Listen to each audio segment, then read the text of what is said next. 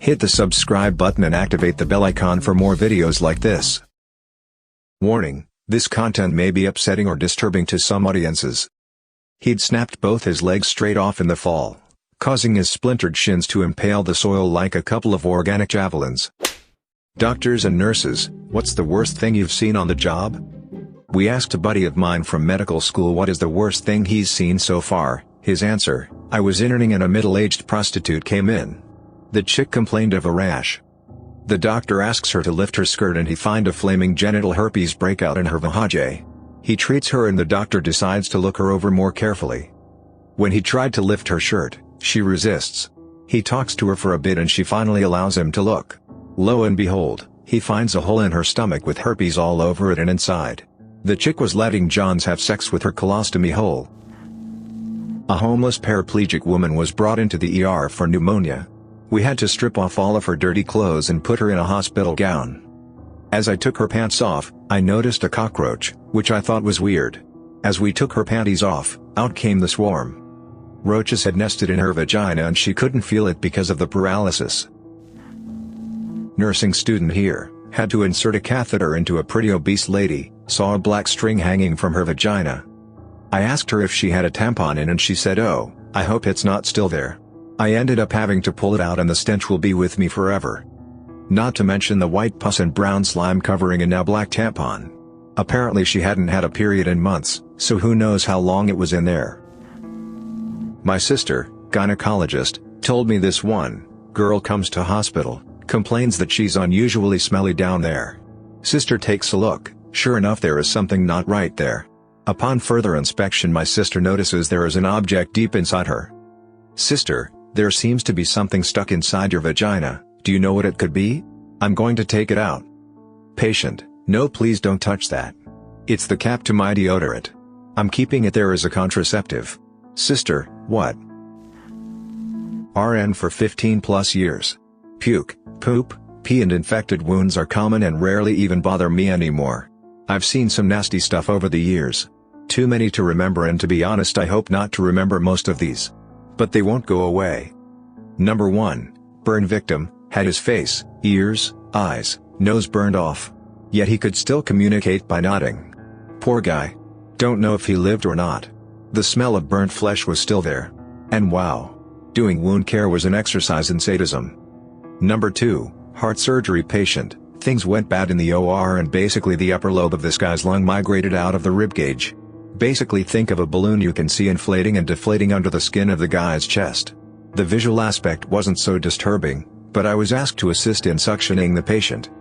It was my job to hold the lung, kind of put pressure on it. The feeling of that lung expanding under the pressure of my hands is something I doubt I'll forget. And you'd be surprised at how strong that lung is when the patient coughed. I had to put some moderate pressure to the site. Number 3. Morbidly obese patient who asked for assistance wiping her butt after pooping.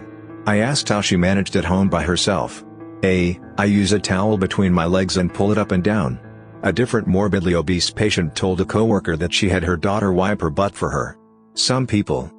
Number 4. Flesh-eating bacteria patient, when I saw this guy he was almost dead. He had his leg amputated up to the hip socket, he had most of his right abdominal wall removed as well. I did wound care. It was crazy taking off all those bandages, and when I peeled back the last layer, well, that was an anatomy lesson right there. This case bothered me for 2 reasons. 1. The obvious damage to the body. Secondly was how fast the infection progressed. I took care of this guy 7 days after his initial wound, which was a scratch on his leg while out walking in his fields. Get scratched. 7 days later you're basically dead. Life is fragile. Number 5. Homeless dude brought into the ED. Nurse removes his clothes and what do they find? Maggots. Yes. Maggots living under this guy's jeans. Number 6. A poop story for you all.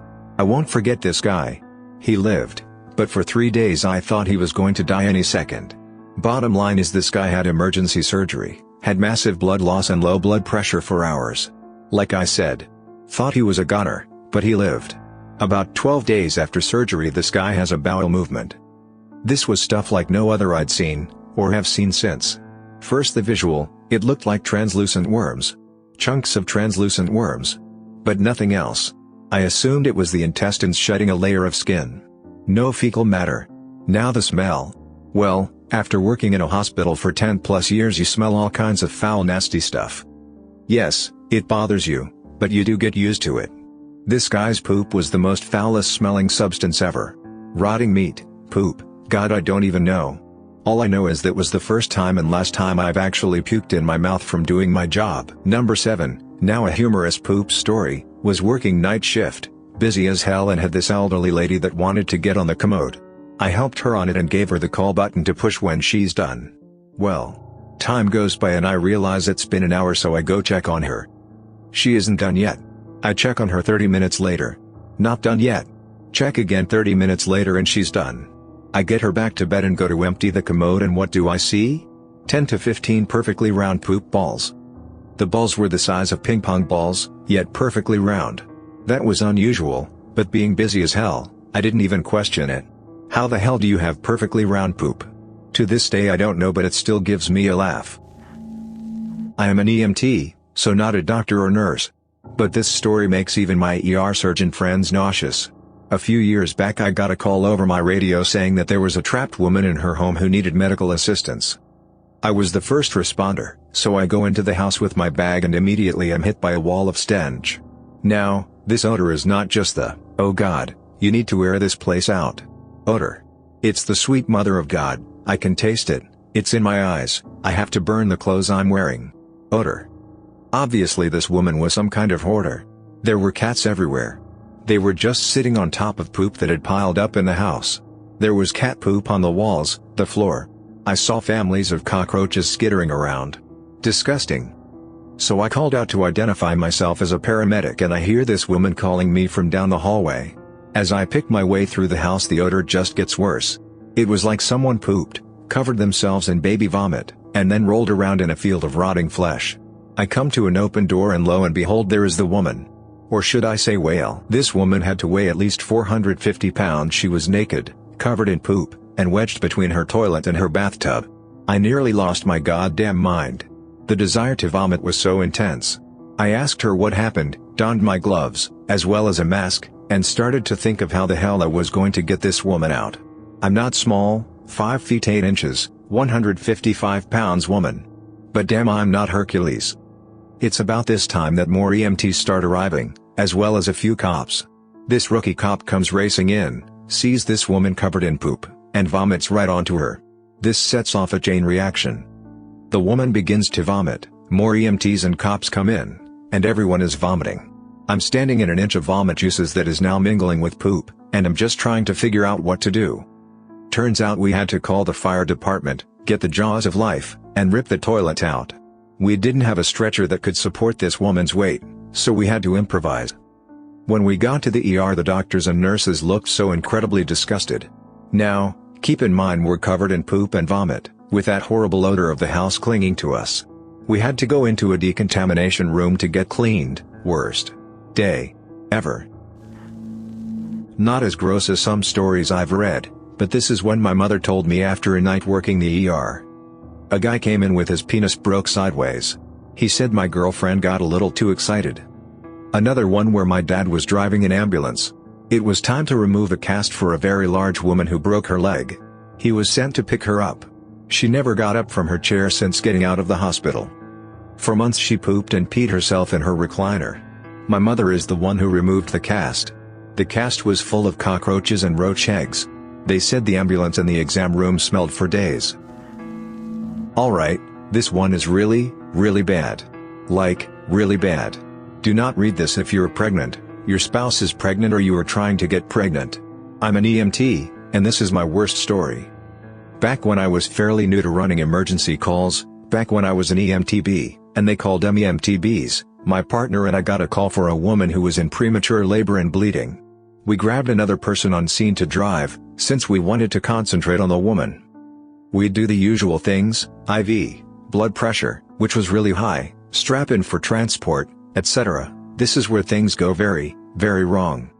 While we're on the way to an ER, her blood pressure starts to spike even higher, and she's involuntarily pushing. Her entire uterus detaches internally and falls out. Literally. I don't know how much people know about the blood flow required for pregnancy, But when a woman is pregnant, all sorts of veins and arteries are formed attaching the fetus to the womb, and the blood flow to the womb is enormous. So we're there in the back of the bus, everything is covered in blood. Like coated. There's a pool of blood on the floor we're splashing in. The mother is, of course, unconscious or dead. We don't even know. The only thing we could do was basically put the womb back in the woman and hold pressure until we got to the hospital. Obviously, neither the woman nor the child survived. And we literally had to remove blood from our rig for 8 hours. The entirety of our remaining shift. It even coated the ceiling. And that's my worst story. Nothing has ever topped it, and I don't think anything ever will. I'm really happy I don't have nightmares, because I know my partner did. A friend who is a field medic in the army told me this story. While he was in training at a military hospital, they would provide free medical attention to civilians that couldn't afford it on their own. He said that a black woman in her 70s came in with what turned out to be a prolapsed rectum. But that's not the interesting part. When they went to roll her onto her side, one of the guys grabbed her arm and it just flopped freely like it was just hanging on by skin. They freaked and said, "Are you okay? Does that hurt?" She replied, "Nah, that's no big deal. I just have a bad arm." As it turns out, when she was 16 years old, she fell down and completely dislocated her shoulder. They didn't have access to medical attention, so she just lived with it like that for 50+ years. She just conceded that she would never use that arm. He said that it could have been reset very easily without surgery, if they would have taken care of it when it happened. This story makes me so sad every time I think of it. A friend of mine worked in a psych ward. On a night shift, a guy jumped from the 2nd floor, not sure how he got out, I never asked. The nurses ran out, and was surprised to find him standing on the lawn outside. He was screaming his throat out, but was still standing upright for some reason. As they got closer, they realized why. He'd snapped both his legs straight off in the fall, causing his splintered shins to impale the soil like a couple of organic javelins. My friend still shudders when referring to the blood, the creaking of the bones, and the screaming.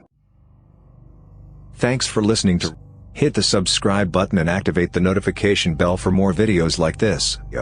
Please share your own disturbing medical stories in the comments below.